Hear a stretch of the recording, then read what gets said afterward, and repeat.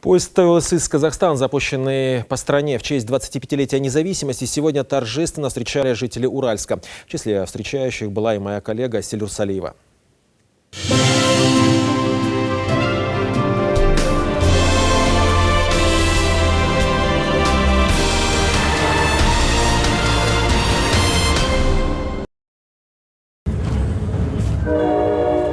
Позади тысячи километров, 6 областей, 16 городов и десятки тысяч казахстанцев, которые получили квалифицированную помощь в самых разных сферах. В составе поезда 70 врачей. Это высококвалифицированные специалисты ведущих клиник Казахстана. В Уральске на прием к медикам записались больше 300 пациентов.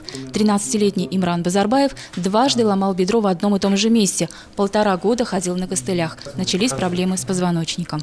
Сейчас вот сделали снимок и вот хотим показать нашим приезжим врачам. Надеюсь, что будет все хорошо и нам скажут конкретную причину, потому что не могут наши врачи никак вот выяснить, по какой причине у нас этот боли в спине. Поезд проехал только половину пути, а медики приняли уже больше 5500 пациентов. Тех, кому не смогли помочь на месте, таких около 500 человек, направили в республиканские больницы. Основной поток пациентов – это, значит, по таким профилям, как офтальмология, невропатологи.